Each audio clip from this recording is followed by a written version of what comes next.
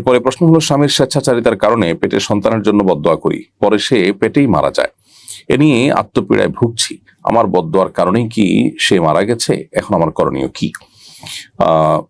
প্রিয় বোন, আপনার প্রশ্ন উত্তর হলো যে স্বামী স্বেচ্ছাচারী ছিল, অত্যাচারী ছিল, জালেম ছিল, সেজন্য আপনি পেটের সন্তানকে বদদোয়া করাটা আপনার বোকামি হয়েছে এবং ভুল কাজ হয়েছে, অন্যায় কাজ হয়েছে। কারণ কোরআন কারীমে আল্লাহ তাআলা বারবার যে কথাটি আমাদেরকে বলেছেন, বেশ কয়েকটি জায়গায় যে কথাটি বলেছেন তা হলো আল্লাহ তাজিরু ওয়াজরাতুন বিজরা উখরা, কারোর পাপের বোঝা অন্য কেউ বহন করবে না।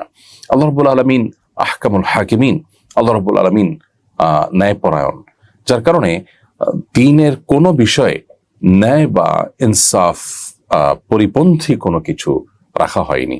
ফলশ্রুতিতে আমাদের এই ধরনের ইস্যুতে এসে একজন পাপ করেছে, অপরাধ করেছে বলে আপনি মনে করছেন, অথচ পেটের শিশু যার কোনো অপরাধ নেই আপনি তাকে বদদোয়া দিচ্ছেন তার সন্তান হিসাবে, এটা অন্যায় হবে। অতএব এই কাজটি আমাদের করা ভুল হয়েছে, এই কাজটি আপনার করা ভুল হয়েছে, সেটি আপনি মাথায় রেখে আল্লাহর কাছে তওবা করবেন, ইস্তেগফার করবেন, ভবিষ্যতে এরকমটি করবেন না।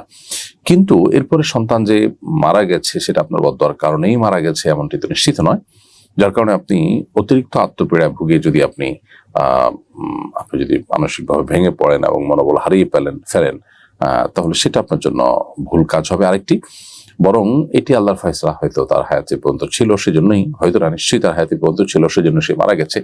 ফলে এটি নিয়ে আপনি আপনার নিজের মধ্যে অপরাধ বোধ থাকতেই পারে, কিন্তু সেটা নিয়ে খুব বেশি বা পুরোপুরি নিশ্চিত যেহেতু না, সেটা নিয়ে আপনি অনেক বেশি ভাবার বা নিজেকে একেবারে পুরোপুরি দোষী বানিয়ে আপনি ভেঙে পড়ার কোনো যৌক্তিকতা থাকতে পারে না। বিধায় আপনার এখানে উচিত হবে